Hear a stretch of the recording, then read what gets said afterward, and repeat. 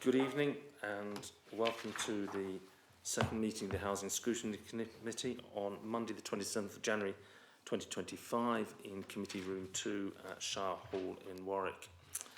I'm Councillor Peter Phillips, the Chairman of the committee, and we have, I believe everybody here is familiar with the emergency procedure. There is no planned alarm, so if it does go off, it is a real alarm. First of all, let's start with apologies and substitutes. Any apologies? None received, I believe.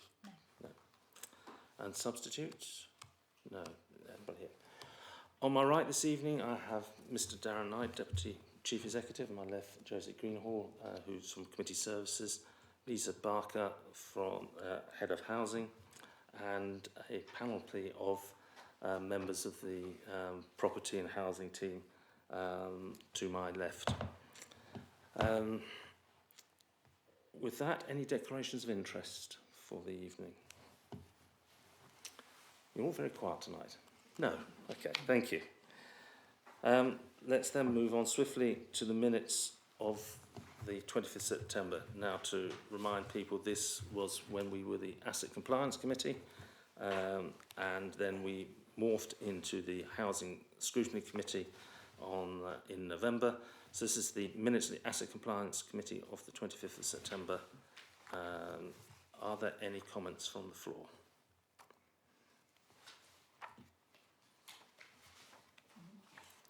No, I had just one comment, which is that the adopted by Council on minute 15, Appendix A, shouldn't have a question mark after it because it was adopted by Council. No, can I have a proposer, please? Thank you, Councillor Bode, and a seconder, Councillor Dixon. Thank you. All those in favour? Thank you, that's passed. And then we move on to the minutes of the Housing Scrutiny Committee. First of all, I should start by thanking Councillor Bode for standing in for me while I was on holiday. So I won't be able to verify, although I've watched the video back. It was very exciting, as always, very interesting. Yes, it was. Any comments or questions on the minutes of the Housing Scrutiny Committee 26th November? No? Proposer, please. Councillor Bode, seconded by Councillor Barton. All those in favour? Thank you, that's unanimous. Thank you very much, members. Now we then move on to the substance of the evening, which is the work programme, which is item 4.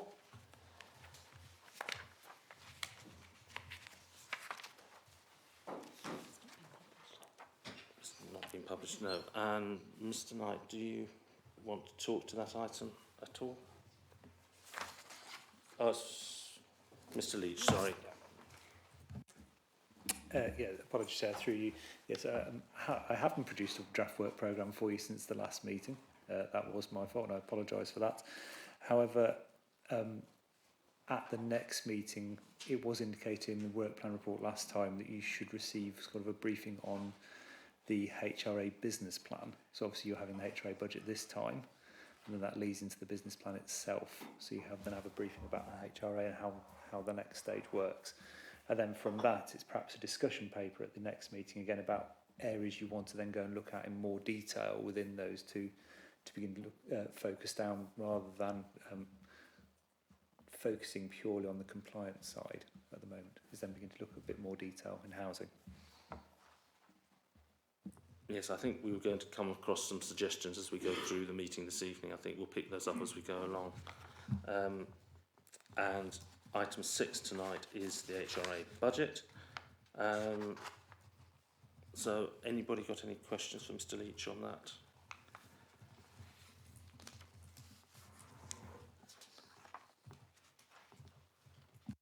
I mentioned that Councillor Davis and Councillor Adkins have joined us this evening. For my apologies, I missed that out. I think if we can come back to item 4 effectively, as we go through this evening, we'll identify things that we may or may not want to look at as a committee, and so we will note that at the moment, but we will probably come back to that before the end. Let's move on to item 5, the compliance plan progress and review the risk register. Who is going to lead that? Councillor Adkins. Thank you, Chair. So this report provides the Housing Scrutiny Committee with an update on the current position and progress made against the improvement plan since the last meeting on the 26th of November. I'd like to note the very good progress that we've made since the last meeting and thank officers for their hard work on this. The Council is progressing well against the high-level milestones set out in the Consumer Standards Improvement Strategy. Of the 108 items in the plan, a total of 58 are currently underway or completed. Follow-up actions are being continuously monitored. As the committee will no doubt note, there have been some revisions to targets. As I'm sure you will appreciate, adjustments are inevitable in such a complex project, but still we progress well and there is no change to the overall completion date of the project. In addition, all 3 meetings with the regulator have been very positive, the last being on the 13th of December. Thank you. Thank you, Councillor Adkins.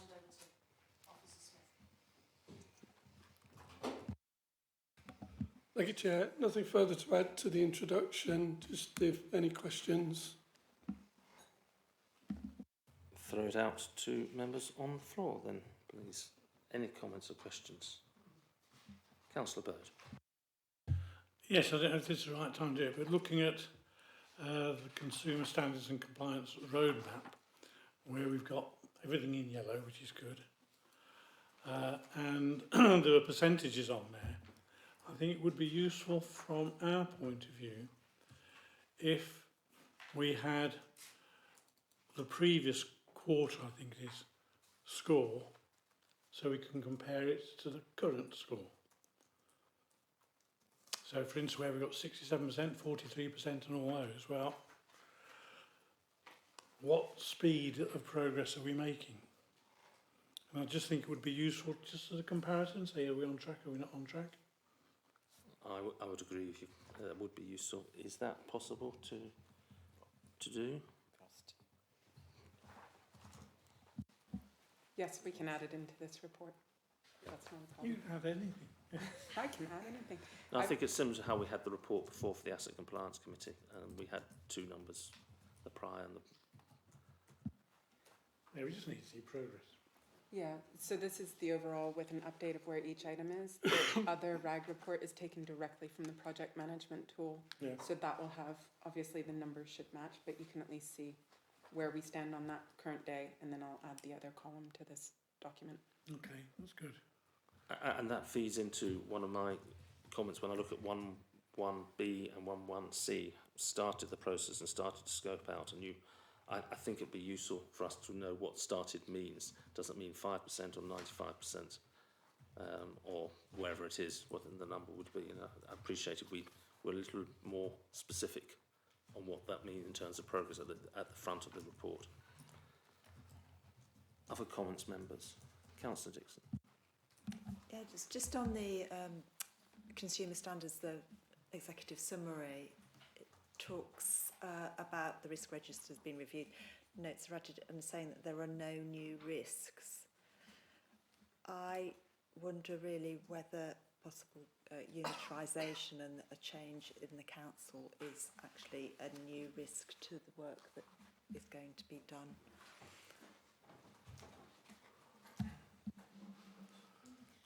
That is an interesting question.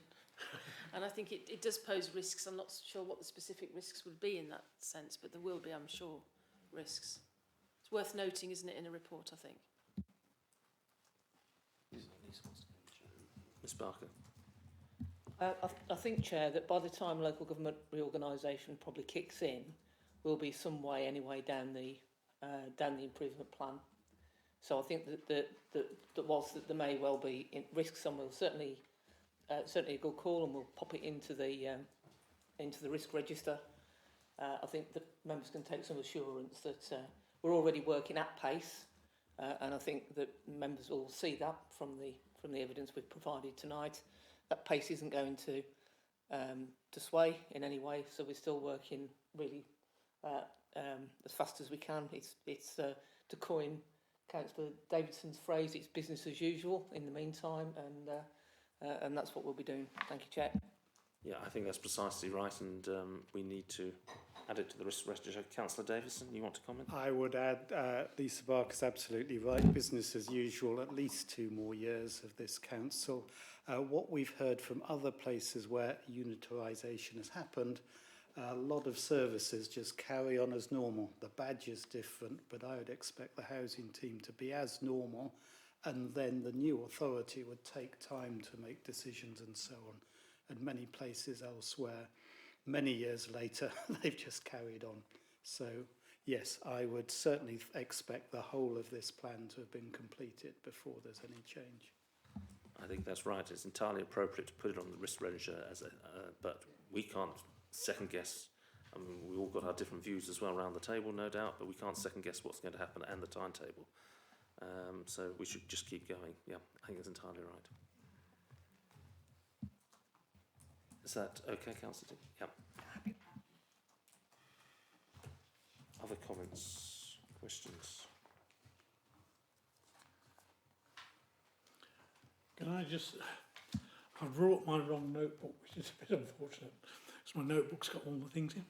But in one of these tables, when it comes to January, February, March to April, January, February, March, one of them, and this is your test, has got 25 on it. It should be 26. So that gives you a clue. It's at the end of the 26.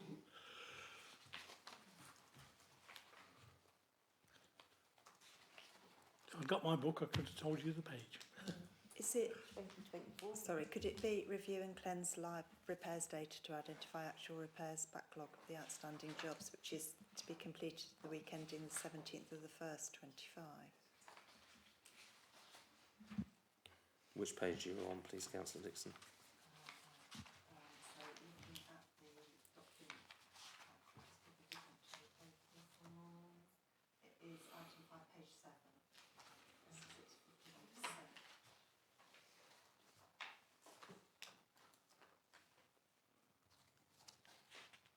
Is that review and cleanse of the live repairs data?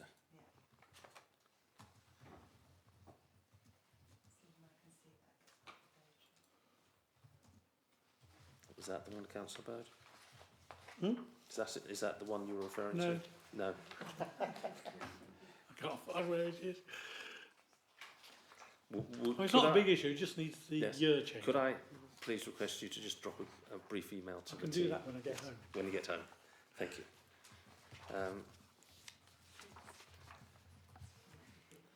Other questions? Yes, Ms Morrison.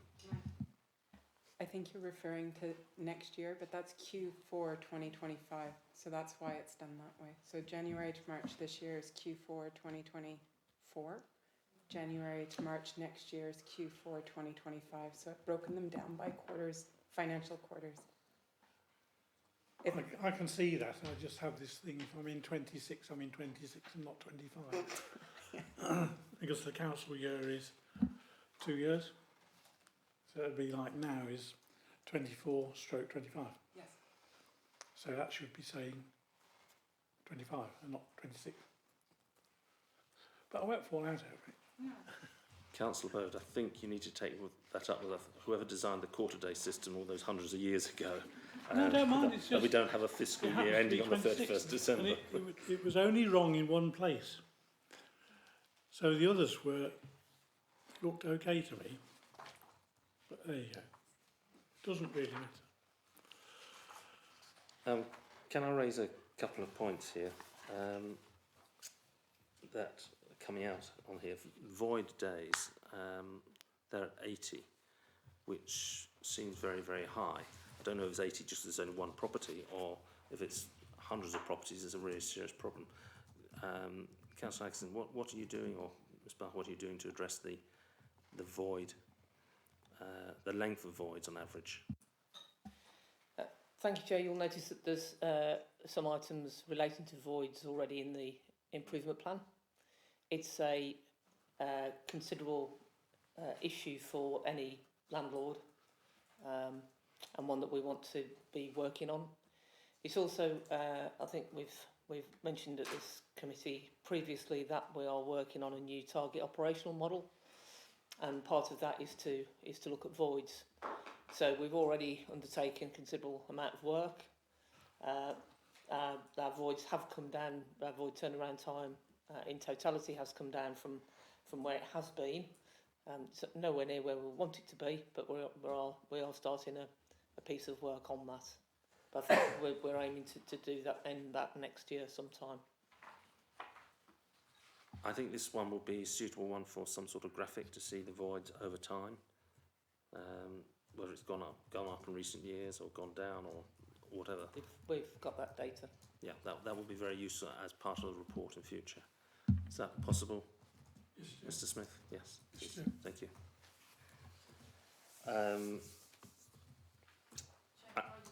Yes, Councillor Atkins. Yeah, so voids is a really important thing, and I know it's one of our priorities, and as we've moved through things in terms of what our priorities are, that will be part of the housing strategy as well moving forward. So it is something that we will spend a lot of time focusing on. Okay, and do you think we need, I think we ought to see as a scrutiny committee the proposed changes to the voids process, perhaps?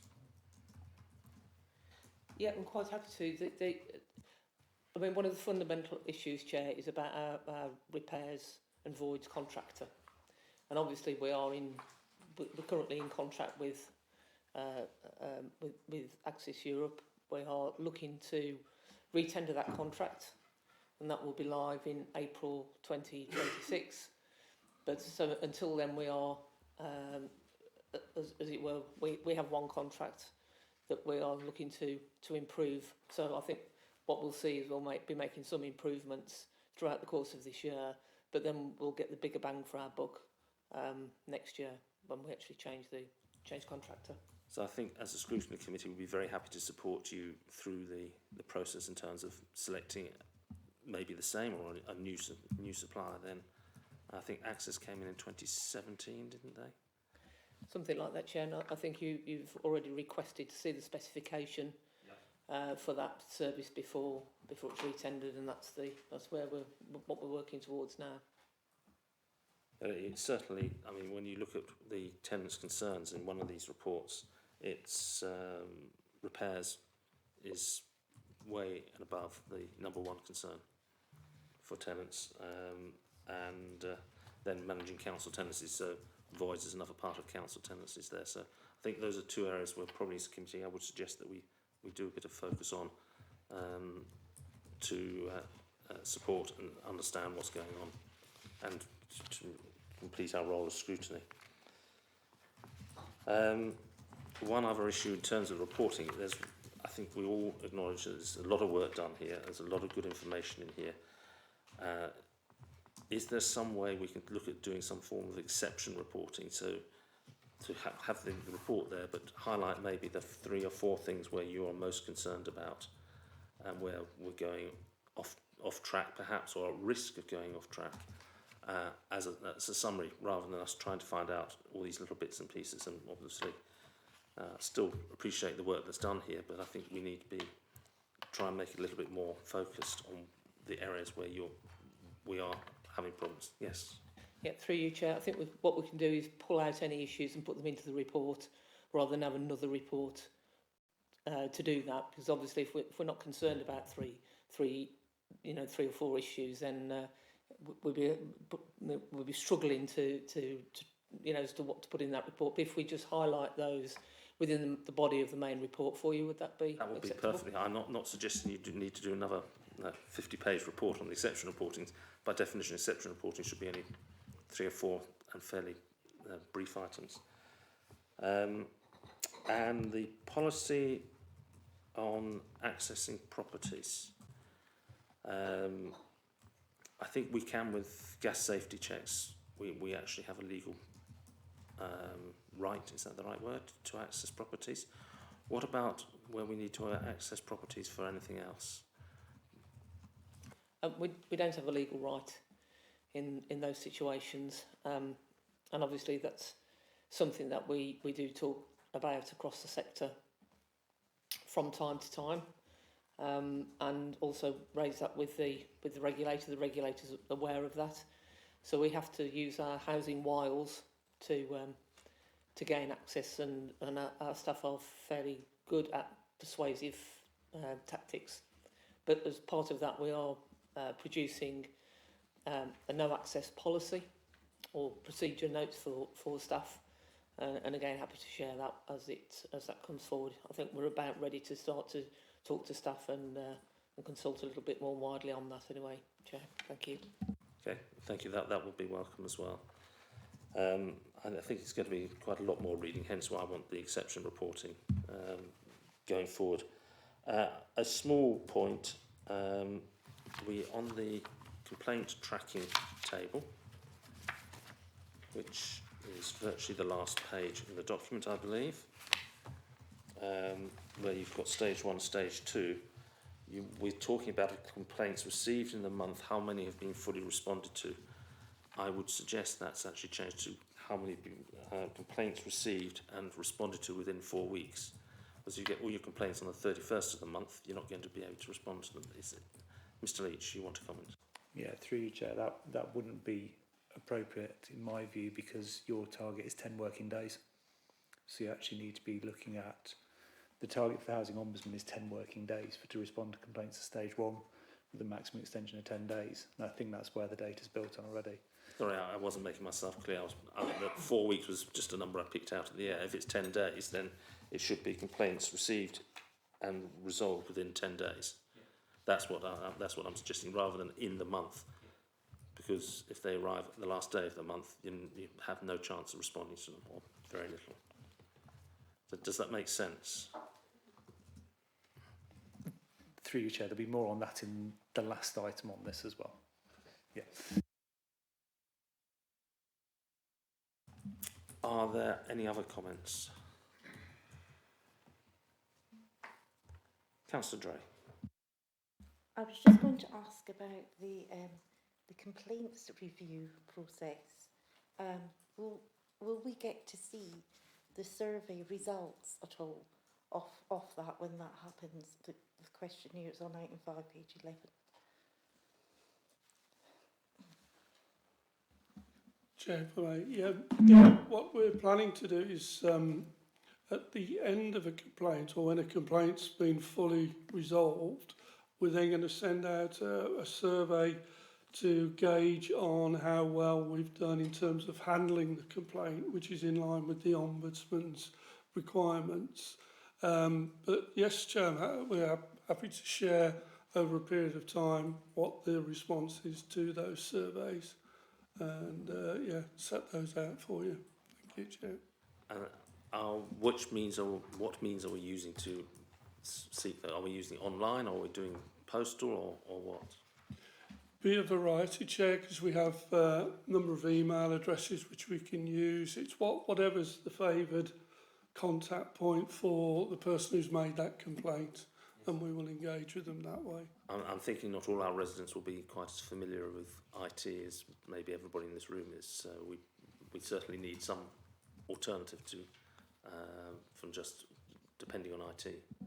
Yes, Chair. Yeah. We can write to them, we can visit them, or contact them by phone, as long as we can get some feedback on how we handle that complaint. I think therefore some sort of percentage of feedback from the customer. Then is that what you're looking to do? Yes, Chair. Yeah. Okay. Any other comments?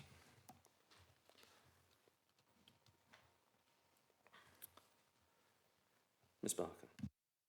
Chair, excuse me, because I perhaps should have done this a little earlier, but I just wanted to draw members' attention to item 5, appendix 4, on the FRA follow-up actions. And I thought it was worthy of note that in terms of managing fire-related risk, our highest risk is obviously the high-rise blocks, blocks that are over 18 metres tall. Obviously, they are the subject of a lot of the recommendations that flowed from the tragedy at Grenfell. And since then, government have put in the level of change that means the way that the landlords deal with properties over 18 metres is certainly different than as it was around those times. The next risk level, as far as government is concerned, are the 11 to 18 metre blocks, known as medium rise blocks. In Warwick, though, our sort of second priority that we see after the high rise are our sheltered blocks, really because of the nature of the clientele that are in there, being much more vulnerable and maybe not as mobile as other residents, than our medium blocks and the low rise blocks, which aren't perhaps represented here in that order, but nevertheless that's the way to do it.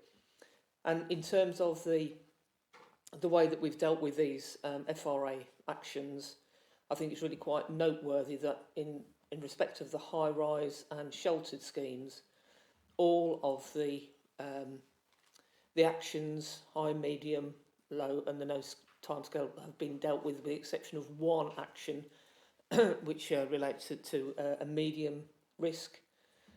So that means that really our medium blocks, as you can see as well, there's now no high risk actions for us to do, or high priority actions. And again, we're still working through those and working through the medium and low risk. And then we'll be sort of turning our attention more to the low rise blocks, which are obviously the sort of the lowest risk that we view them. So I just thought that was noteworthy of doing that. I've got to say that we're still doing changing all the flat doors across corridor doors and doing compartmentation surveys, which aren't shown up on this report, but we'll make sure are on future reports. But just thought it was worth picking that out, Chair. Thank you. Thank you.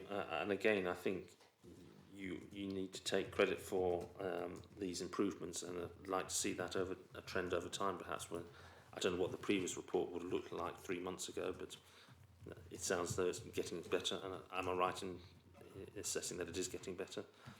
And then I think we ought to probably, if that's the case, we ought to probably also put that in the report somewhere. Yes, we'll certainly make sure that we pick that up, Chair. I think that originally we had over 3,000 actions that were outstanding. So it's obviously quite a lot of work, and that range from anything that missing signs to rubbish bins being in the wrong place, too close to the building.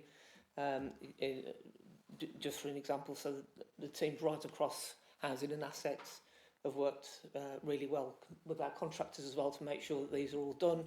And again, in Jen's time-honoured tradition, that we've got the evidence as well that they've been done, not that just we think that they've been done.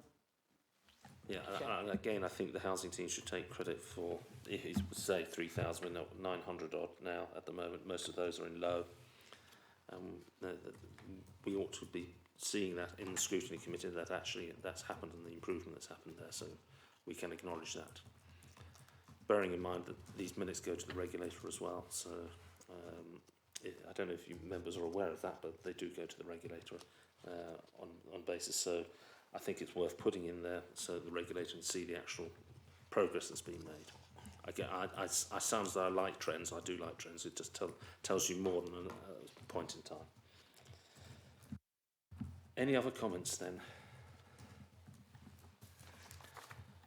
I think then we've got two recommendations that we've got to note: the progress made since the last Housing Scrutiny Committee in November, and that's, I think, fairly straightforward.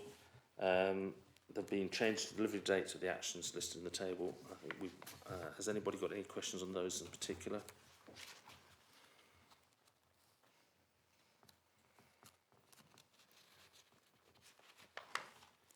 No, so we note those as well. And could I have a proposal for those two recommendations, please, to note the progress and note the changes? Councillor Berg, thank you. And Councillor Barton, you're seconding. Can I just have all those supporting that? Thank you, that's unanimous. Thank you very much. Thank you, officers, for the amount of work you've been doing on this. I think we recognise that it's a huge task. It's, I think, what used to be called an elephant task.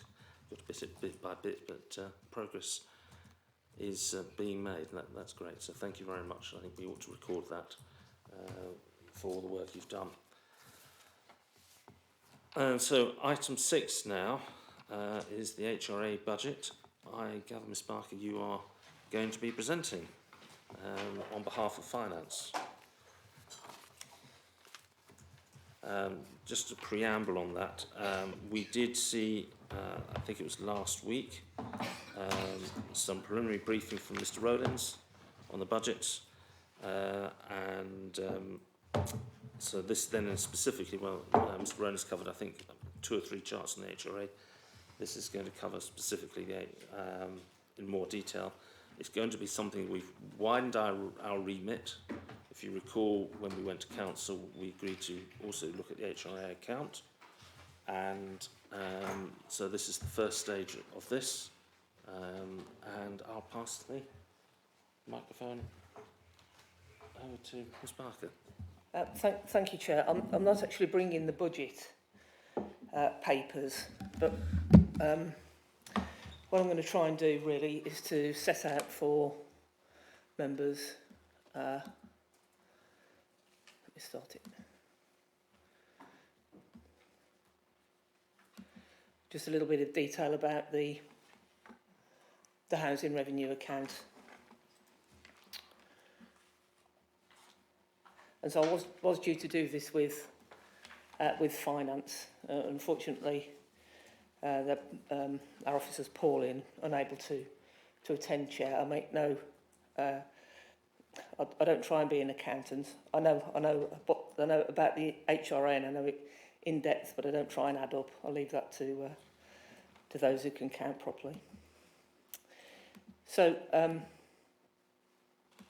so just in terms of the overview, the local government spending accounts for about a quarter of all public spending in England, and as you know, by law, the council must set a balanced budget before the beginning of the financial year. So we've just gone through that process.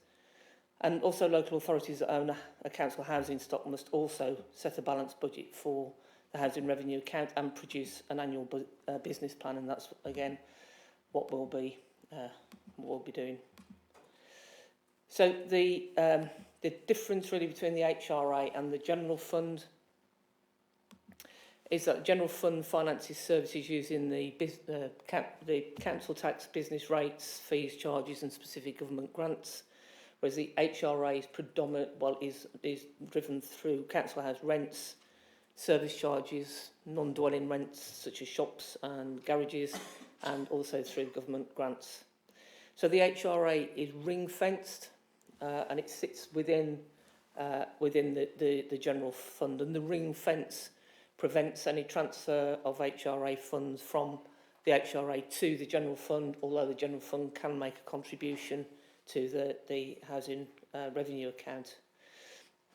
So any expenditure that's not directly related to the council houses and providing services to our tenants is recorded in the authority's general fund. And homelessness, for example, is a general fund expenditure rather than seen in the HRA, although we do have some of the temporary accommodation units are in the HRA and they're let to the general fund for a cost, of course. We get the rents. So the difference between capital and revenue expenditure, and excuse me if you already know this, is that revenue costs are expensive for routine day-to-day actions that keeps the building's assets in their original condition, and these generally fall under the repairs and maintenance. So things like changing a tap would be revenue, and the capital expenditure improvements are investments that add market value to the asset. So a new roof, new heating system, for example, would be a capital investment rather than a revenue investment. And we have to be very careful what's capital and what's revenue, and how that's accounted for within the budgets. So the prior to one of my pet issues is up until 2011, 2012, the housing revenue account was managed really at a national level. I mean, all local authorities and particularly housing departments are really controlled centrally by central government. And prior to 2011-12, all of the rents were collected and they were given to central government, and then central government had a way of distributing them back out to councils, and there were net winners and net losers. And as one might expect, London was a net beneficiary, and those outside of London were generally losers. I think we used to contribute something like 8 million per year, or that's what we in effect we lost. And so that wasn't seen as a very good way of doing things. There's lots of arguments for councils to be able to have their own control over rents. And so from 2012-2013, self-financing came into play, but that meant that councils had to go and buy their own stock from government, and I expect some of you remember this, and we had to pay 136.2 million for our council houses. There was also, until 2018, there was a borrowing cap that sat on the HRA that meant borrowing was limited, and it was only in 2018 that was lifted, and that enabled us to borrow more, and that's helped our development programme. And then we were obliged to produce a 30-year business plan. Ours is a 50-year business plan that shows us right up until that debt is meant to be repaid or refinanced. And the implications now are that we owe about 180 million of debt, but that's with the new homes that we've bought. Of course, our assets, they're valued on an annual basis, and our assets far outweigh the debt that's owed. And I think if you look at the debt across all of our stock, it works out to about £25,000 per property, which is not really seen as excessive. We're certainly not geared up in the way that registered providers in the other sector are. So we're expected for that to rise, and finance are predicting that we could get to 305 million by 28-29 based on the sorts of development that we want to be seen to achieve. Now I know this is really small, and I do apologise for that. What it's showing in the top sort of third is the expenditure. So it's the sort of supervision costs, repairs and maintenance, rates, council tax, water rates, debt recovery, contributions to provisions, and then all of our staff charges are in there, depreciation is in there, and that all totals around 26.5 million each year. And then on the income side of things, as we've said, there's licences, we get money in for heating and hot water charges, for service charges, rents, and we get altogether about £35 million worth of income coming in as well, which means that we've got around sort of 7 million, and then we take those, we've got some appropriations with interest, for example, and capital financing. So we generally put aside around 1.5 million at the moment into our reserves. So that's generally how that works. And so on the capital income, we've got right to buy, for example, although we've got the value decrease. We now think that'll be about £500,000. We use that for our major repairs reserve top up, and our rental income and service charges are around 36 million. And then for the capital and revenue income streams, our capital budgets to capital works is contained within the Housing Improvement Programme, or the HIP. We can do a ROCO, which is known as a revenue contribution to capital outlay, but we can't convert capital to revenue. And then we've got our borrowing and capital financing charges are through loan, interest and repayments. So we use prudential generally rather than market rates. So the prudential, particularly for buying, we get better rates than generally on the market, although prudential rates are driven by gilts. And then there's a slight reduction for housing development. Moving clearly into accounting territory, again they would say the balanced budget has to be set. We've got to meet legislation as well around rent setting. It's a really good example of where rents are controlled by central government. They only allow rents to be increased by CPI plus 1%, apart from when they tell us not to, and I'll come on to that a bit later. And then, again, there's no cross-subsidy between the housing revenue account and the general fund. And then the account closed down, there's a statutory deadline for the statement of accounts of the 30th of June. So in terms of landlord responsibilities, we do get, or you get as members, decisions to be made at local level in terms of our priorities of investment.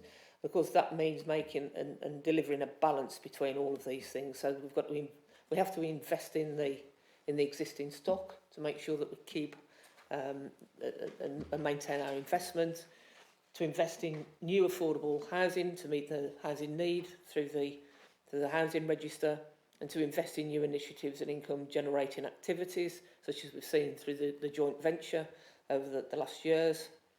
And then there's obviously our spend on landlord services, like the housing management side of things, and our responsive and void repairs. And then we are allowed to spend on some discretionary services. So, for example, that are mentioned as discretionary, but the housing regulator is wanting to see our spend on items such as support, for example, to make sure we're actually supporting people in their tenancies and not just giving somebody a house and expecting them to be okay within it. And then, of course, we need to make sure we've got enough money to repay the housing debt when that's due as well. So the purpose of the Housing Revenue Account Business Plan, which is the next, after the budget, is the next document that we work on, and I'm working on that with our teams at the moment, is that it sets out really what sort of housing service we are, what we want to do, what our priorities are, what we want to deliver, the sorts of challenges that we face versus the challenges that Nuneaton and Bedworth or Rugby might face, what our constraints and resources are, and the viability of the service, and then the ability to meet our obligations. And once agreed and operational, it'll help shape and focus the delivery of our service in the future. So it contains, it's a 30-year plan. As I say, we've got a 50-year plan here, and it takes account of the income that we get through the rents, service charges, grants. It looks at what our reserves are. We've got a reserve, there's several reserves. We've got our, what we call the SIR, which is Capital Investment Reserve. That's the main reserve that sort of sits underneath the Housing Revenue Account. Within that, there's also a Major Repairs Reserve, and we're required by SIPFA to put 6% aside each year of our stock value into the Major Repairs Reserve, and then that pays for our major repairs, funnily enough. So things like our fire safety work will come out of the MRR. And then there's the funding streams as well through the affordable homes, shared ownership capital receipts. So we sell some properties, our shared ownership homes. We can sell those for all sorts of different percentages, and then owners can then staircase up or down if they choose to do so. And then we can use additional borrowing from Public Works Loans Board. We get Section 106 contributions sometimes from developers to help us develop more affordable housing, and then we also got the new homes bonus, and there'll be a new business plan presented to Cabinet in March. Here's an extract from the Housing Revenue Account Business Plan. I think yours is slightly larger than mine, but you can see the rents in there, and that you'll see an upward trajectory on that over time, again based on CPI plus 1%. It shows void losses, and the void losses are only seen to rise there, I believe, because we have got, in fact I don't know why the void losses have moved, because they should be still at 0.2% right across. We've actually reduced those this year. And then the total income, as you can see, again, rises over time. The next chunk of that is the expenditure around supplies, services, capital charges, for example. And that, again, starts off at 28.9 million. Again, you can see how that fluctuates depending on what we expect to do each year. And that gives us then leaves us down with our net operating income. After which we look at appropriations, so pensions, for example, contributions to reserve and decants and all of that sort of thing. And then right at the bottom, then that gives us our net revenue, income, expenditure over income. And then just in terms of financing, you can see here how if we just take 23-24 with a closing balance of 1.5, the third closing balance of 10.2 million, MRR closing balance of 5.6 million, and the one-for-one right to buy at 1.6 million. We've got the total reserves and balances of 18.9 million. And then we look then at the sort of money we need to construct and acquire new homes and the capital maintenance and improvement, and with the total capital expenditure there, 24.1 million. And then our projected borrowings, and generally we're using for new homes an annuity loan borrowing, so we're sort of paying it back as we go.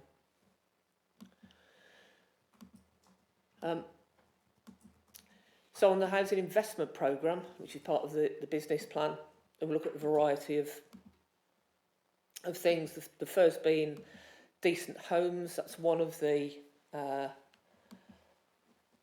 key things that government has us to look at. The model has been around since 2002, I think it is, and the previous government was looking to renew it and change it. That work has now been taken up by this government, so we can expect over the coming years some changes to the decent home standard. What they'll be, we don't know yet. That's not slipped out.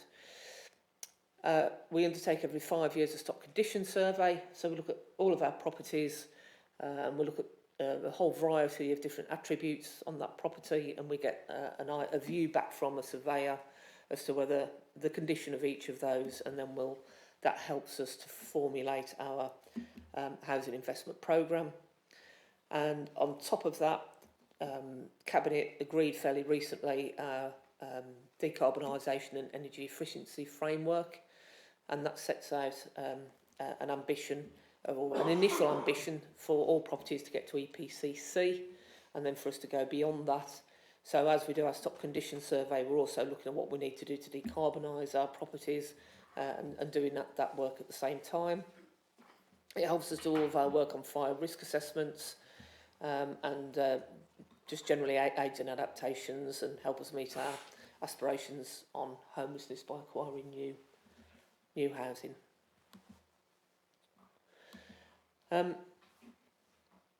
So on the major repairs reserve, that's another ring fence reserve supporting the housing investment plan,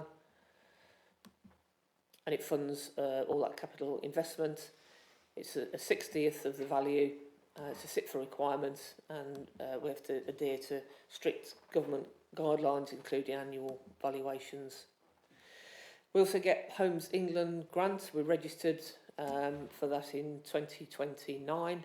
2019 rather, 2029, we're not even there yet, are we? Quite. And we look at securing that every time we get the opportunity to do so. So we managed to do some, for those of you who remember, we built the triangle in 2021, and because they were all affordable homes, we were able to get Homes England grant of that. So we got just under £65,000 per dwelling, so it's certainly worth doing. And then on Public Works Loans Board loans, I think we sort of mentioned that in 2020 we had this certainty rate, which was a gilt plus 80 base points, and that's basically the same for the PWLB rate available for non-housing borrowing. So, but of course, the caveat: the council can't borrow purely to purchase assets, purely for yield. And then we can, as part of the autumn statement, the Chancellor confirmed that for another 12 months from June 2023, we could borrow at a discount of 0.4 percentage points below the PWL rate, and that's been extended for a further 12 months, and certainly helps us in acquiring new homes. And the rates vary on a daily basis, but once you actually take the loan, then it's secured then for the duration. So right to buy, as you know, has been quite contentious across the sector for a number of years. So this is where tenants can buy their homes at a price lower than full market value, and the level of discount is affected by how long tenant has lived in the property or lived with the council, has been a tenant, and the value of the works completed on the property, that's known as the cost floor. The maximum discount now is £26,000, and that's from the 21st of November this year. Previously, it was 70% of the value of the property, which was 102,400 outside of London. And as you might imagine, when the government made the announcement that the discount was to fall, this authority and all authorities have received an exponential number of right to buy applications, and now we're able to retain 100% of the receipts. And this sort of shows you the level of right to buy sales back in 2013-14 right up to date. So it fluctuates a bit, but we generally think it's on average around sort of 30 properties a year of kind of walk out the door, and they tend, of course, to be the more desirable properties. Not always, but generally. So rent policy and rent setting. So we had in 2021 we had rent restructuring. So there was a rent convergence that was meant to be, with a maximum rent of RPI plus 0.5% plus £2, and this was to try and align local authority and housing association rents. I think there was a lot of confusion across the sector where you could two tenants side by side could have very different rents, and there was a move to try and harmonise this over time, but that kind of fell by the wayside. In 2013, there was a spending round announcement that from 15-16 the social rents would just rise annually from CPI plus 1% for 10 years. But then just 2 years later, government said, actually, we're not going to do that anymore. We're going to actually reduce rents by 1% every year. And they did that then for 5 years. And obviously the impact of that, as you'll know, if you're trying to manage even just your home finances and you're told you're going to get a certain amount of income for 10 years, and then 2 years later they actually take money away from you, that's it's just really, really so hard to account for that and to be able to plan effectively. No business would be able to do that, and we're no different. And you can see some of the impacts of that was there was a 12% reduction in average rents by 2020-21. And it was forecast to save 1.4 billion by 2021. There's huge dismay in the sector, and of course we've never had that money back. It means that continually we're underperforming in terms of where we could be. And then in 2017, there was an announcement was confirmed again to increase rents by CPI plus 1% for 5 years. But then in 2023, we had the cost of living crisis. And although costs were rising at around 11%, government capped us again at 7%. And again, we've never been able to get back to where we are. So although the rent policy has reverted again, as we can see over time historically, rents have been really strictly controlled by government, and it is so difficult to plan. And we've lost millions. And if you think about what we could have done locally with those millions, we'd be in a very, very different place to where we are now. And that's the same across the sector. And then from April 16, the national rent policy was updated with new social rent tenancies being charged a target formula social rent.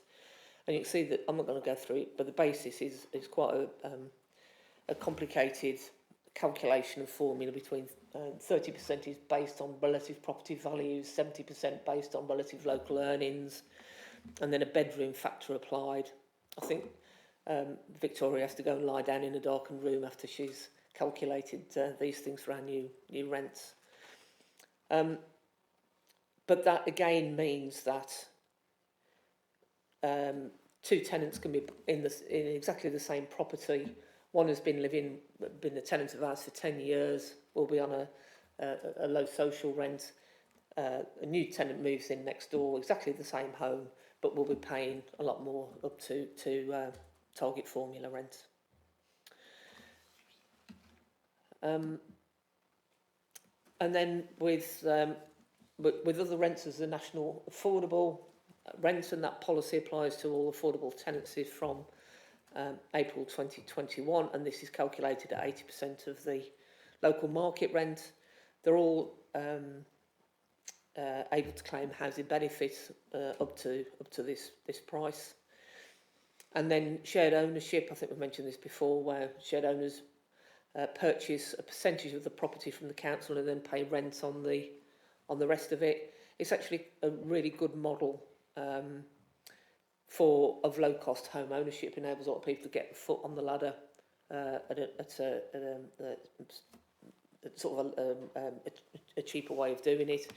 And in fact, we find that our properties fly off the shelves. They're very popular, our shared ownership properties. And I think that's because we offer such a low threshold. We find a lot of housing associations want 50% of the value of the property, and that's because they get the capital receipt, then they can reinvest in buying more properties. But we just think about it as being the model of the 10%, or we have a graduated approach, but can be as low as 10%, and that enables more people to become homeowners. And then there is some flexibility for authorities to set rents at up to 5% above formula rent and 10% for supported housing and sheltered housing, but the policy doesn't expect this to be used for all rents. In fact, you're not allowed to use it for all rents. And then we're coming to the end now, so that some of the national changes, I think we've mentioned most of these now. Just need to, I suppose, to say about the damp and mould regulations. Our WABS law that's now passed into the statutes, and there's more regulation coming down the road for us. So we'll be needing to. We've obviously got a damp mould condensation policy, and that's and we're also set time targets to do things. And again, there's continued developments on fire safety. We've now got the building safety regulator that we have to report to alongside the housing regulator, so we're double regulated in that sense. And then the government's looking at how it can make changes to energy and performance alongside the private rented sector. And then there's the writers' reform, the renters' reform, pardon me, which is looking at new tenancy rules for no fault evictions, which they're looking to bring into the social stock as well as the private stock. And then, as we've had increased levels of people claiming asylum in the country, the government has set out some schemes for local authorities to purchase designated properties to support people who are fleeing asylum.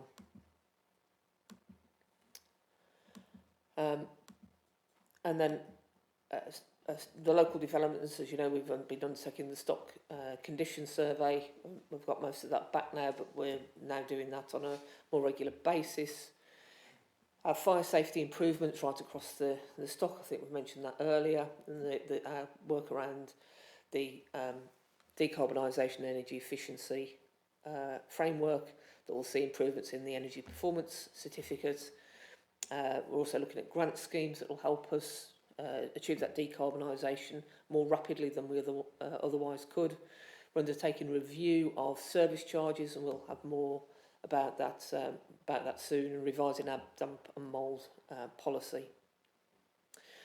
And then on housing development and acquisition strategy, we've brought in some specialists to help us work through some advice on housing development more generally, and then specifically in terms of Lays and Rouncil Lane, that we hope to be getting their reports in the next few months. But just to say, some of those properties in sort of the top left there, the homes that we've just delivered at Cubbington, they're all occupied now and sold. They're all achieving SAP 100, so they're all EPC A's. It was a council-owned site, so sort of very proud on the energy performance we're able to get out of those properties. And then those in the middle are some of the properties up at Crewe Lane, the Vistry properties. You can generally tell which are council properties because they've got solar on the roofs, and the market homes won't have.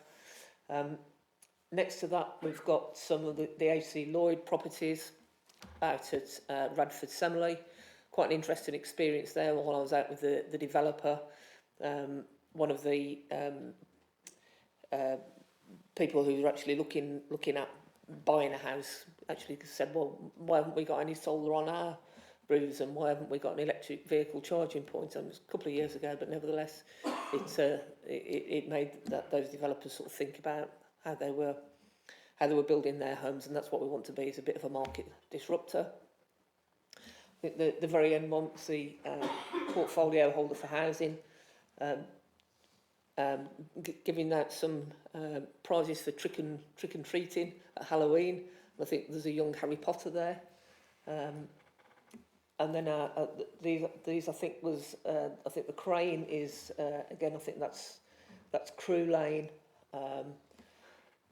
The white sort of properties, the four, those were some of our first really early properties at Greatfield Drive.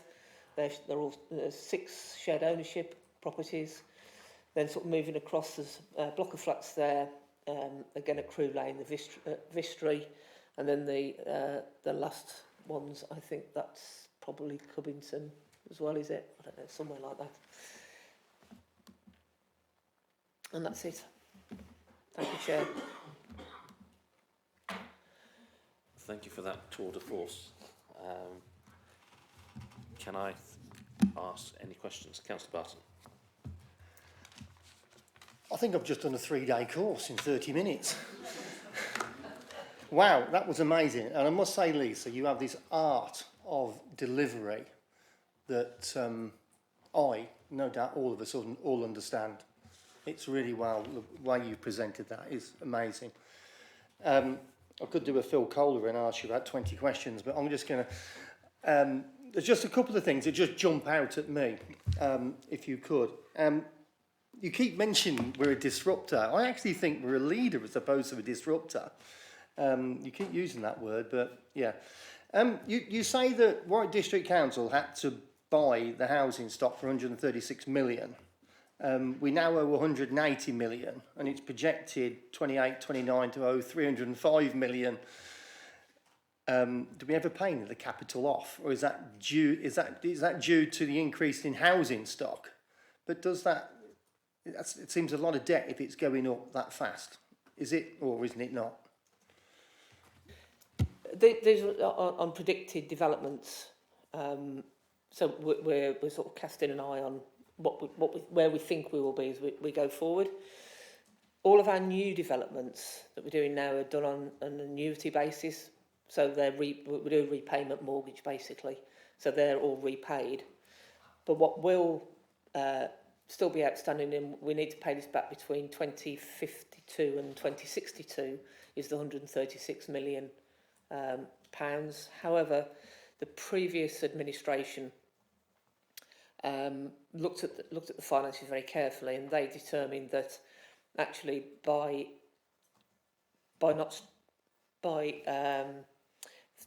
thinking about potentially refinancing that at that point in time, because obviously 136 million seems a lot now in 2050.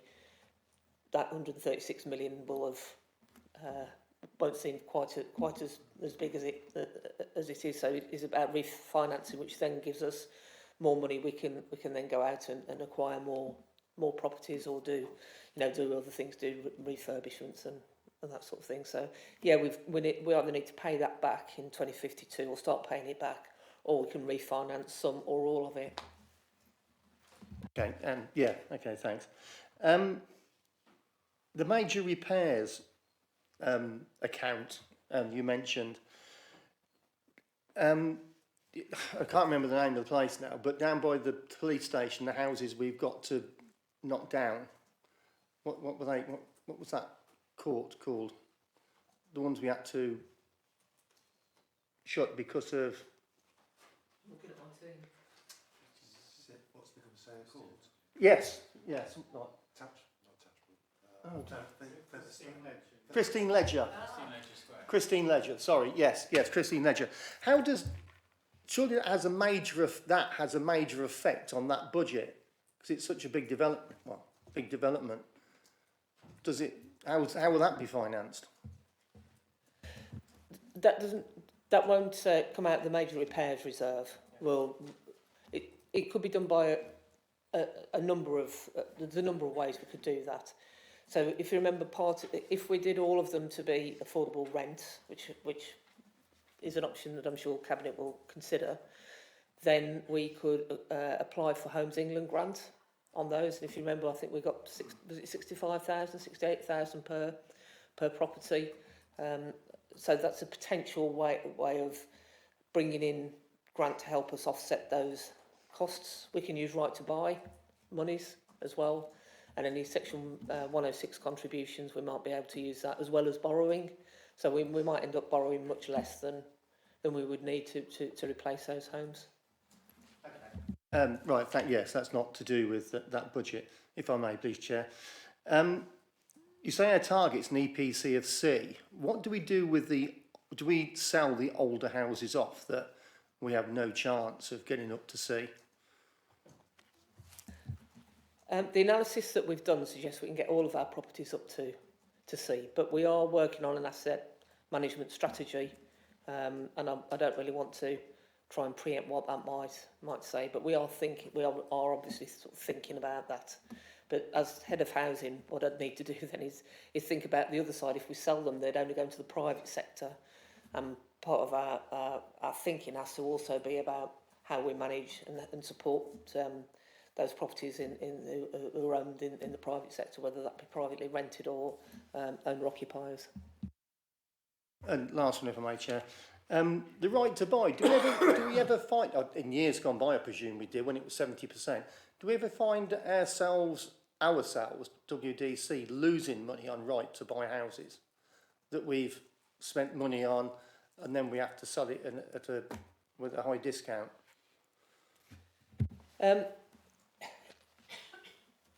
Well, yes, in effect. I mean, the whole of the business plan is takes account of the number of homes that we have, and therefore the amount of rental income. So if you sell them, You might gain a capital receipt, but you lose the rental income going forward. So we do, even though we might not lose out in capital terms, although there can be some losses, we will lose out in the rental stream going forward. Okay, thank you.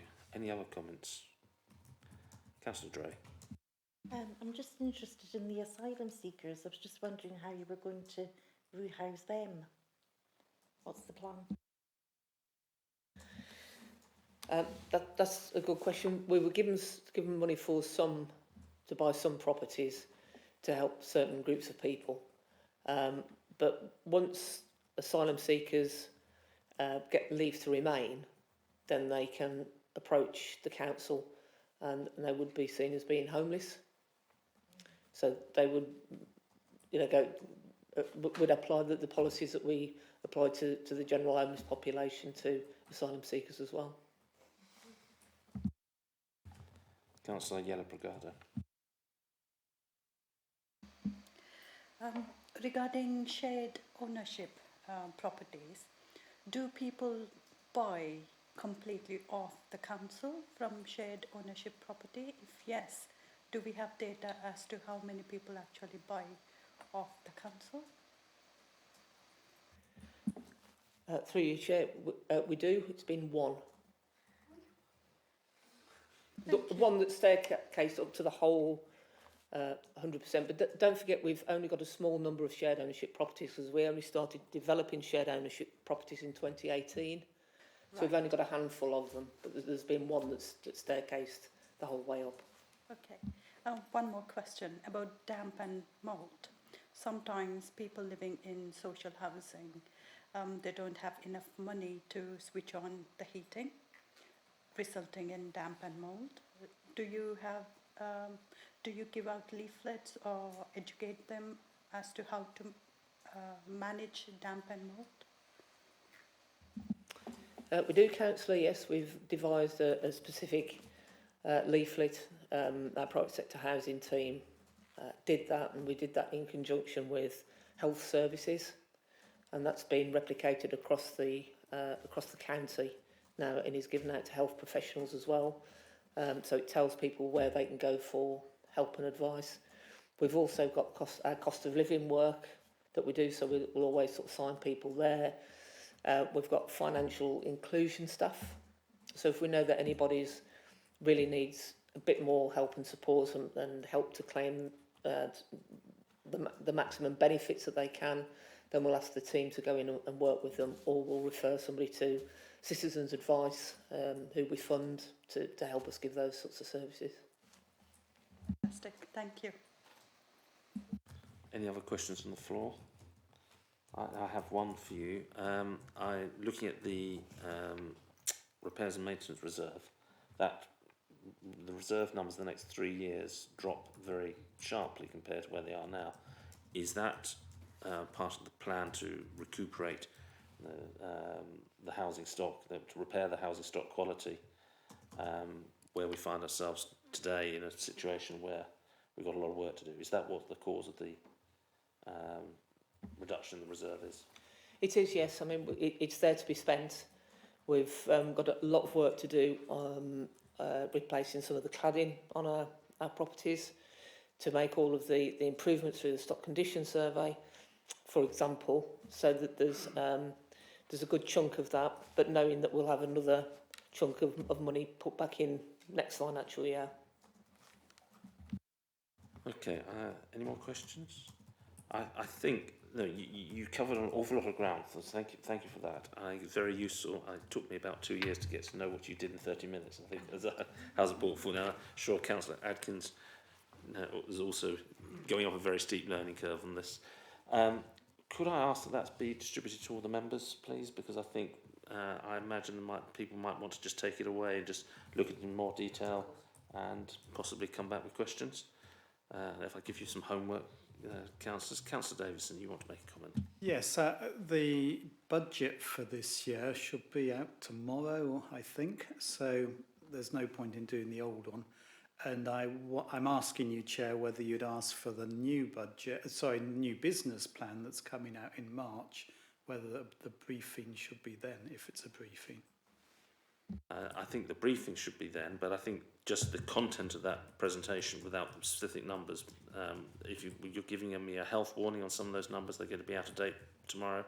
No, I've seen that many bits of that many times over the years, so I think it would be very similar to that. But whether it's now is a good time or with the new numbers, I think I'd rather it went out earlier, and then we come back if there's anything substantial change. I imagine at this stage the numbers are pretty well there. And I think there's a lot of content that isn't based around numbers there. I think we want to just take a bit of time to read and perhaps ask questions from. So I do now, as part of this role, I do now sit on the budget review. What was it? Budget review committee. I think that's the right terminology. And I think we're meeting next week. Mr. Leach is nodding very vigorously at me. So yes. So perhaps at that I'll pick up if there's anything of substantial change and advise members if there is. Okay, with that, yes, Councillor Barson. Is Lisa's PowerPoint shareable with other That's councillors? what I'm asking you to be distributed. Yes. Other councillors. Yes. Yeah. Oh, to all 30, all 44 councillors. Well, I would have thought at this stage keep it to those people here in the Scrutiny Committee, because I think it's what I want to concentrate is scrutiny. All I'd say is I'd like to share it with Judy and Rob, that was all. To have a chat about it. It's not confidential, is it? But perhaps I could confer with my colleagues in Housing Finance, and we'll see just how far we can share that, if that's okay for you, Chair. Thank you. All right.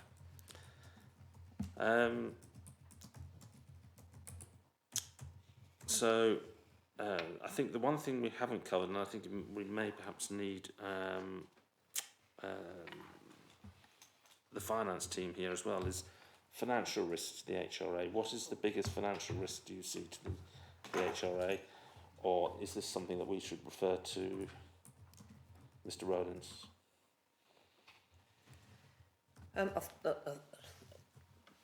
Mr. Rawlings and I did discuss this, as thinking that a question such as this might crop up, and I think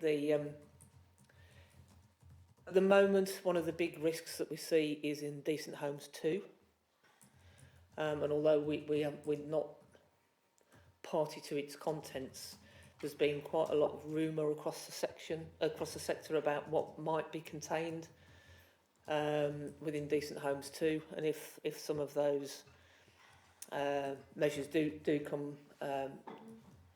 fall into legislation, then that could cost the sector absolutely millions. When Decent Homes 1 was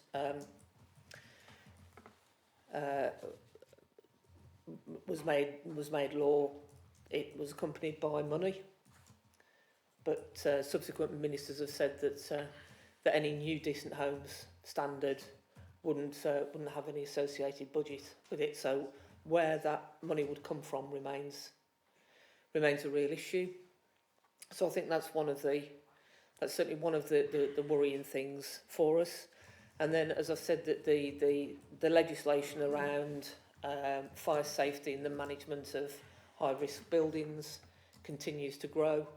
And I think we're not at the end of that process yet, and I think there's still time for us to find that there's more costs that are associated with managing homes that are in multi-occupancy than we do at present.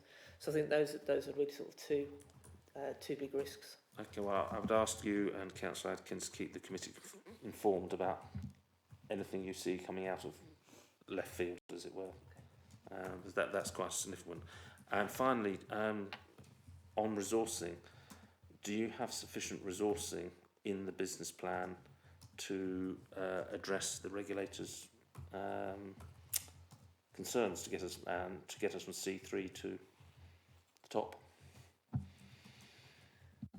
Within the proposals for the budget for next year, there is some growth for additional resources, both additional staffing resources but also contractor resources. We are undertaking a review, as you know, of the housing and assets function and putting in a new target operational model, and that's likely to change the resource requirements that we have. So, I'm going to reserve judgment on that question. I think we need to do the work to actually fully understand our resource requirements to get us up to that C2 and beyond. Again, I'd ask you and the portfolio holder to keep us informed on that. And Mr. Davis, Councillor Davison, sorry, you've heard the question here, and I guess you also will be very much conscious that we've got a lot of work to do, or the housing team got a lot of work to do. We need them to have the resources to be able to do it. Can I come back on two things? And I hope I'm not cutting across you, Lisa.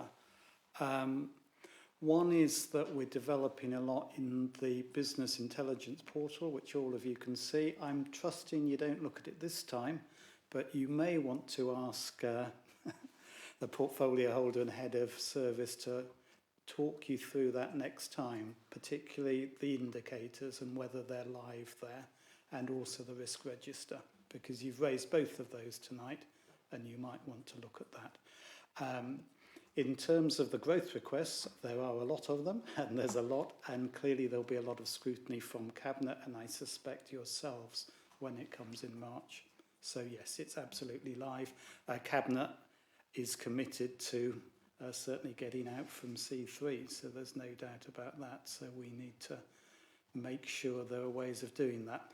It's not a spend what you like, though, is it? We've obviously all got to look and get value. It never is, but I'm sure Councillor Adkins will fight her hard, corner, yes, as it definitely. were, fight the housing corner as appropriate. But yes, thank you, Councillor Davison. If there's nothing else, I'm going to say I don't think there's any recommendations on this one, is there? No, I think, thank you very much, Ms Barker. And let's move on to item 7, review of complaints. Mr Leach, I believe you're leading on this.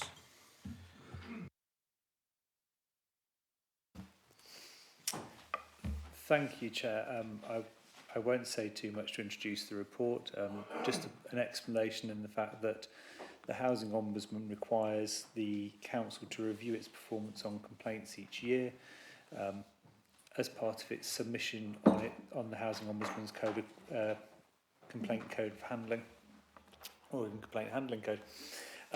From that perspective, we've brought you a brief overview of the 23-24, bearing in mind we are somewhat late on that for reasons which are set out in the report, or I think you've already discussed essentially at this meeting, as the focus really and truly has been on other areas of compliance during that period of time.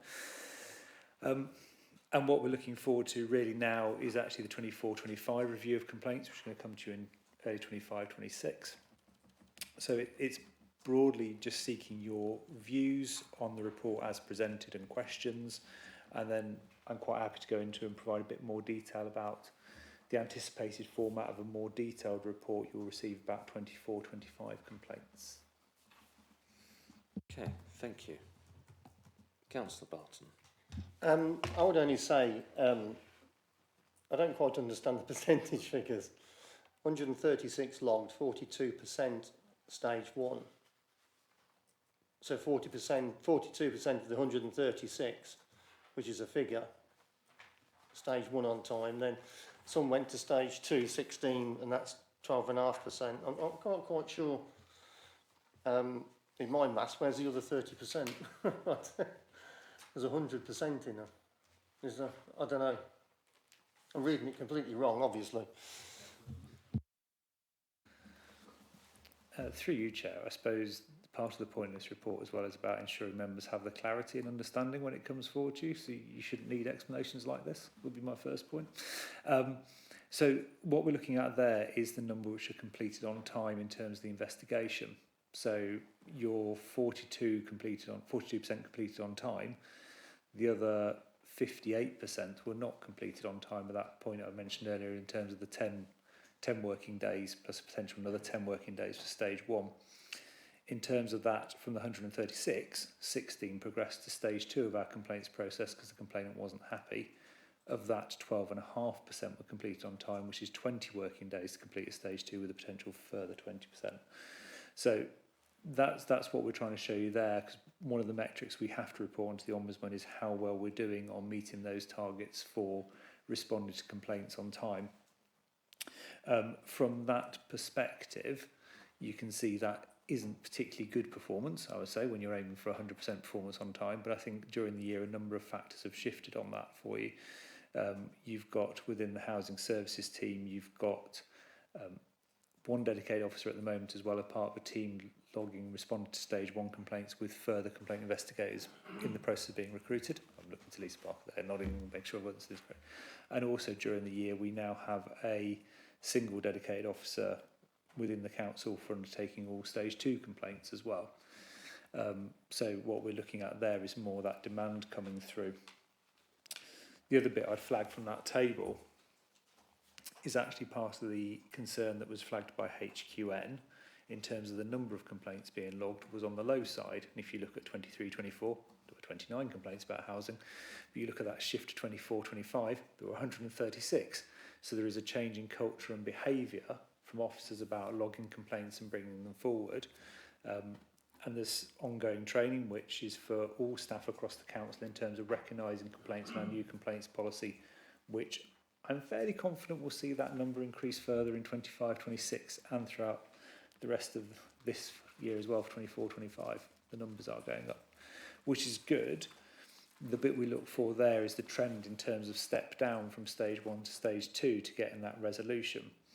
And part of the work we're doing, which is referenced in this report, is about we've gone back into 23-24 to look at complaint forms which came forward to see that trend across the council. So these were treated as service requests, end up as stage 1s. What would they be if they're actually complaints? And we're looking at that across all services in the council, because in housing, we can see a clear step down in terms of responses at stage 1, stage 2. In other service areas, it's not quite the same level of step down.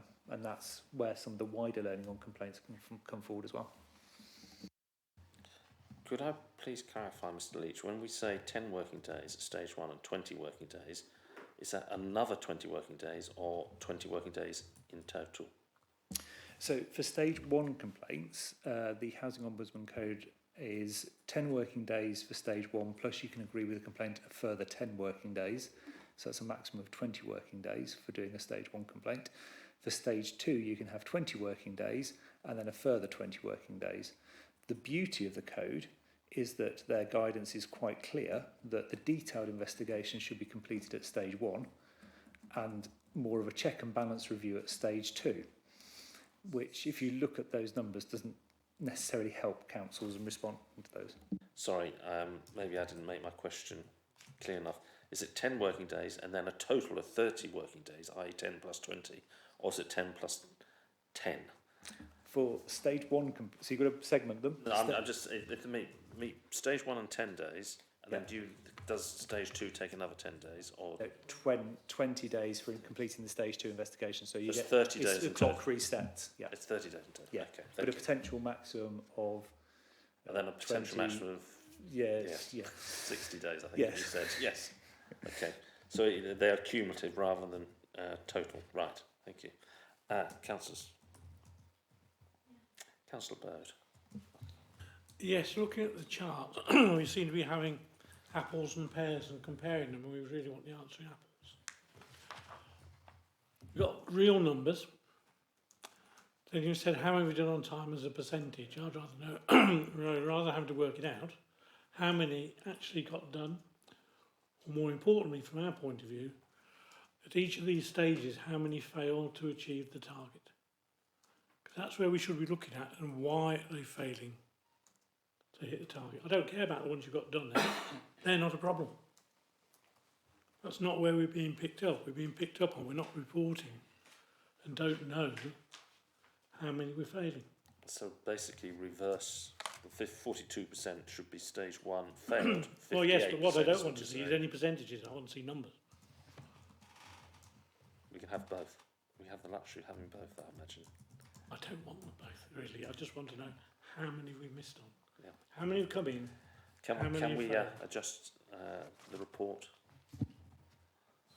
along the lines of what Councillor Bird suggests to make it the other way round? Through you, Chair, we can, but again, the metric the Housing Ombudsman looking for is this way round, if that makes sense.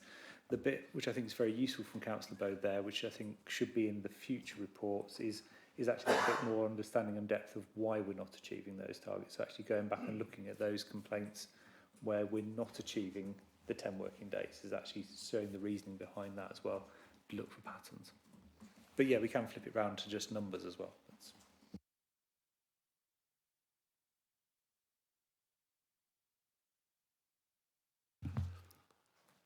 The 24%, I don't want to see that, I want to see the number.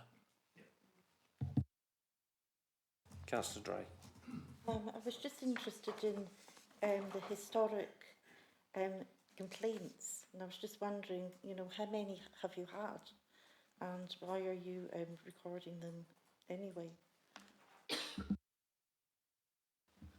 so through you, Chair, so going back to HQM, part of the action they highlighted was we weren't logging enough complaints as complaints. So through the Council's website, we receive people submitting complaint forms day in, day out. On average, it's around about 2 a day.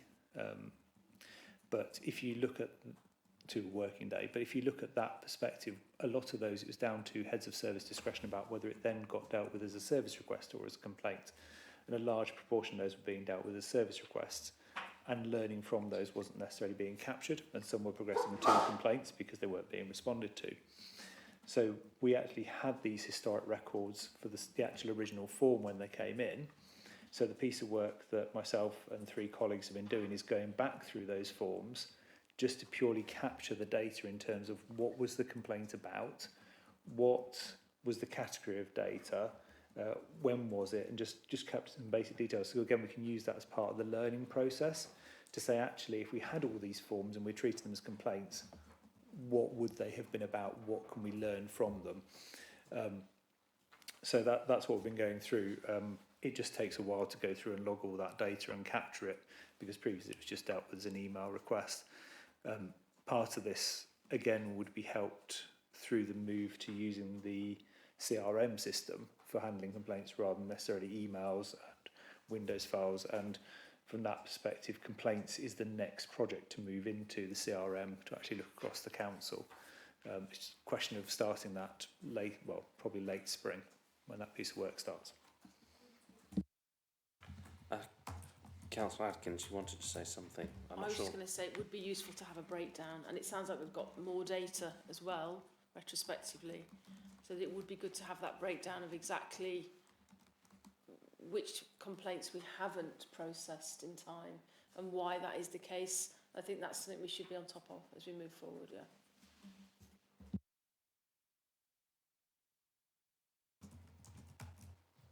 Other comments? One thing I think I'd like to see, Mr. Leach, is the notes receive a report setting out the 24/5 review in Q1 25/26. So that's because it's an annual report, but are we now going to report quarterly on this? Or can we please report quarterly on this so we can keep track of what's going on? Again, back to my trend charts, etc.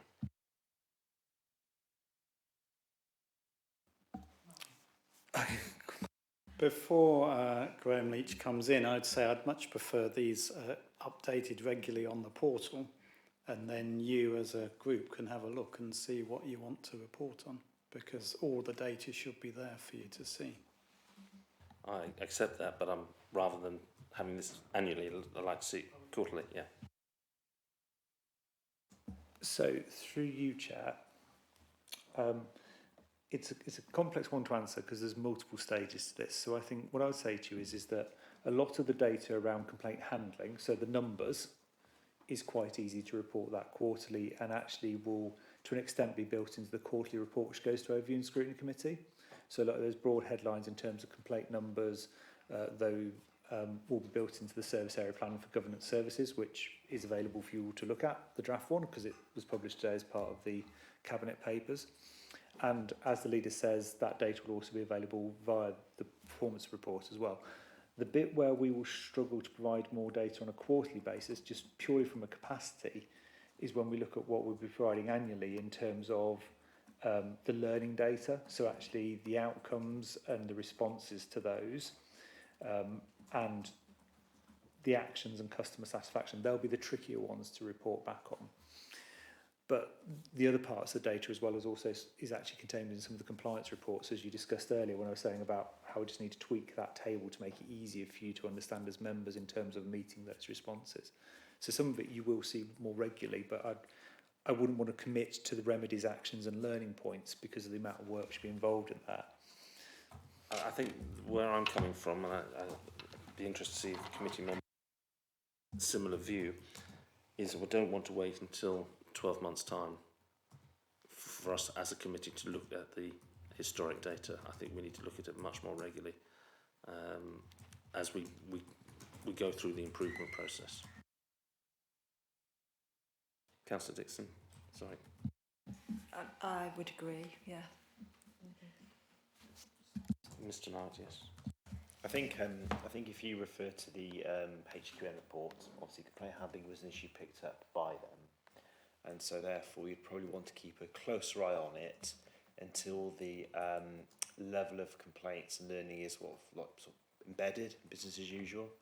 So I think once it does seem to not enough, it may be that once you know that you've got a consistent level of complaints coming in, you can see performance is relatively stable and pretty good, you can see some learning coming through, then actually you can then take your foot off the gas on that one then. But at the moment probably keep a close eye on it for the next sort of 12 months, then when it's bedded in, then not worry about it as much unless it goes in the wrong direction again. Yeah. Okay, that's my thinking on that. Then I note on page 4 that we have a breakdown of the historic service requests, they're called. 29 out of 40 odd are repairs and 10 are managing council tenancies. I believe we've got a repairs and maintenance policy under development. I'm looking at the two, at the bad housing portfolio and at head of service, is that right?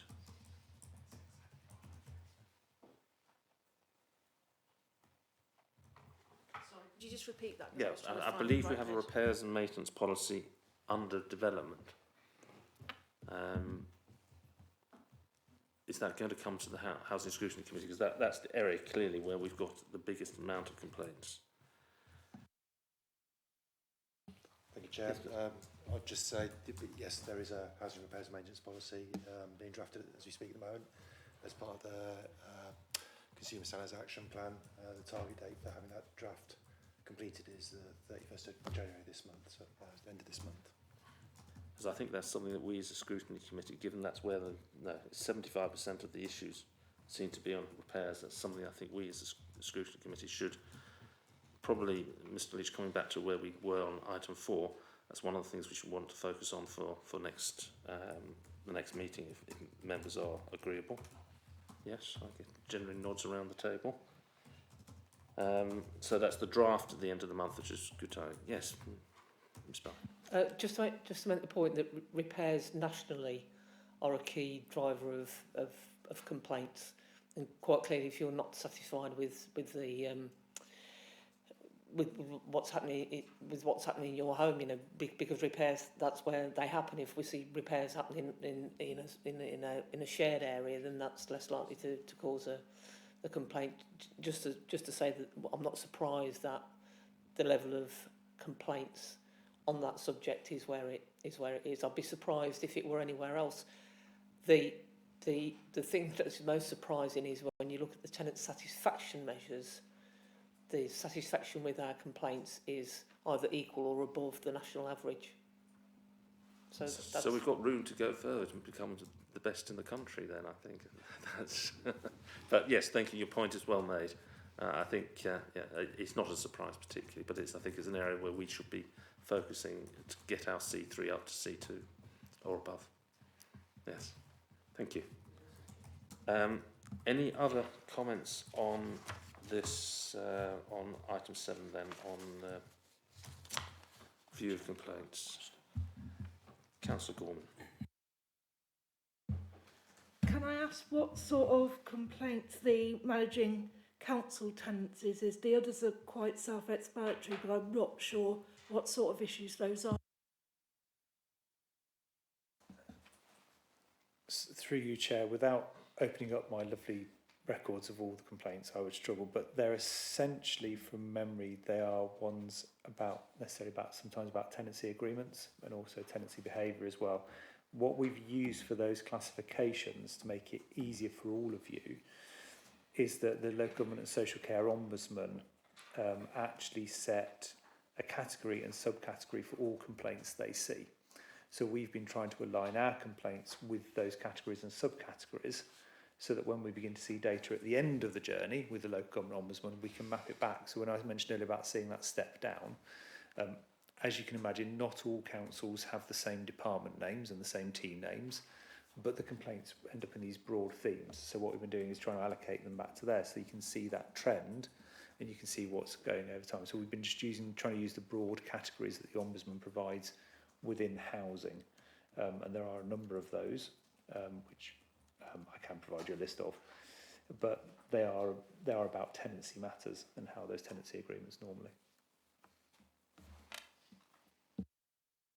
You okay? Yeah, okay, thank you.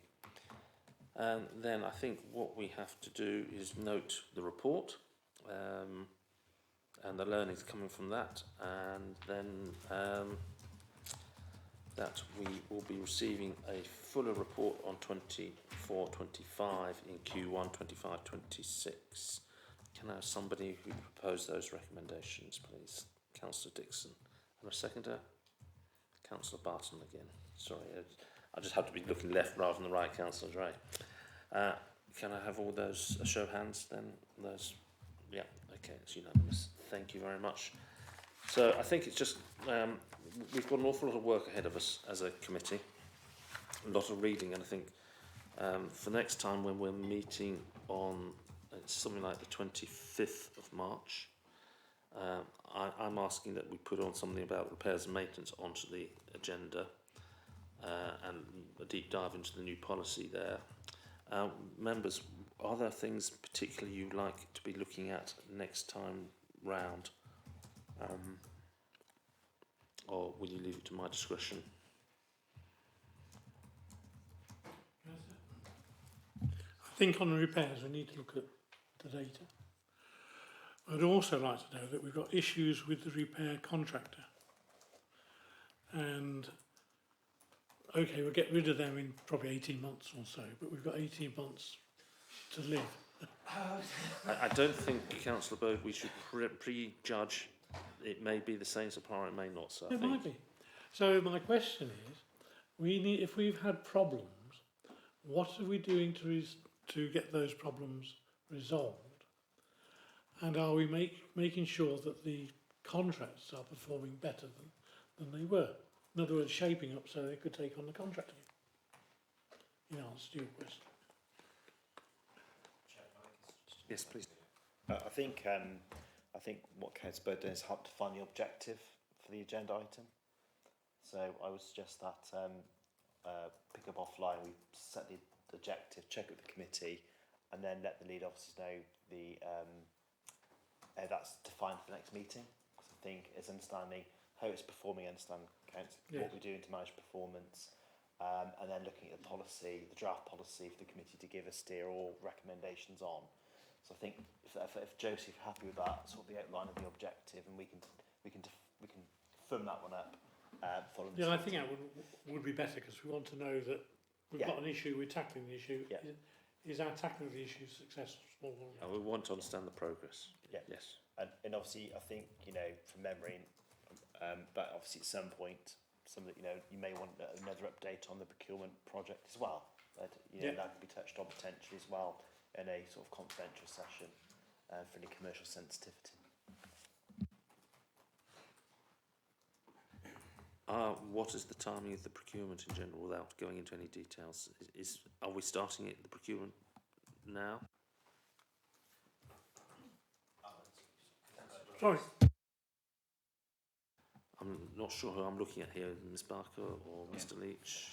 Phil. Yes. Oh, Yeah. yes. Yes, we're in the process of starting the procurement. We've currently appointed a consultant, art consultancy, to help us and guide us through that process.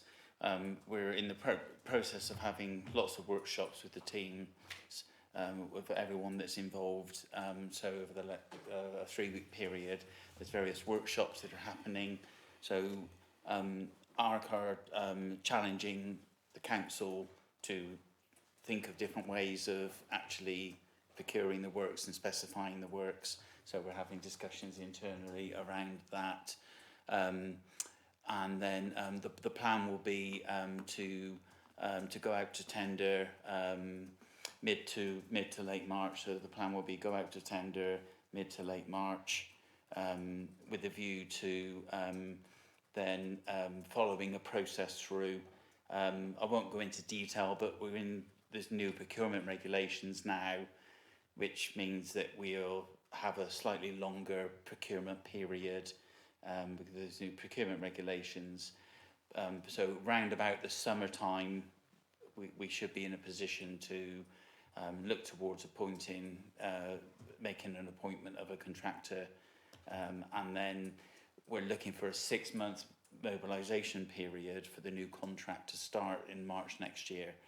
The big key thing to that mobilisation is going to be IT, ICT and integration of IT solutions, because one, we are looking to we're looking to make more services available and appointments available at the first point of contact.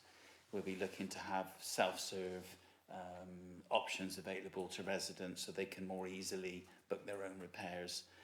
So yeah, so as I say, that's where we are at the moment. The plan will be to then go live and implement the new contract from April next year. Okay, thank you. That's very helpful. Would you like us to do some homework in terms of just reviewing that tender before it goes out as a scrutiny committee? From the timing, our next meeting is just after that goes out. So yes, I was going to talk to Lisa about that tomorrow. The plan will be to bring a paper to the next meeting with an outline of the specification, an outline of the key changes, the improvements that we're looking to make as part of that specification and that process. I think we just then need to look at the actual precise timing when it's ready versus when the next meeting is, and maybe ask members to look at it in the interim before then. But we'll I think we'll manage that timing. Outside this meeting. We may need to do is bring something special. This new procurement process means that you have to put out sort of like an initial draft of so your intention to tender, and then you later produce all your full documentation. So yeah, we've got to dovetail all of that in with the new the new processes. So anything else members want to look at then for next time they want to raise? No, if not, I will liaise with committee services and the housing. Councillor Dixon, yes. Can I just say, I don't think it'll be for next time because it'll be too much, but we have identified the need to look at the voids, and that can we programme that in sort of length? Well, for middle of the year then for it would either be May or July, wouldn't it? Because we meet every other month. I think, Chair, that it might be useful for us to just go back and interrogate the improvement plan so that we coincide something on voids coming to this meeting at a time when it's sensible to do so. I mean, certainly absolutely right for it to come here. Just need to maybe look with Josie and the team as to what the right timing for that is. Okay, thank you. That's helpful. Ladies and gentlemen, we any more comments? If not, Oh, yes, Councillor Picardo.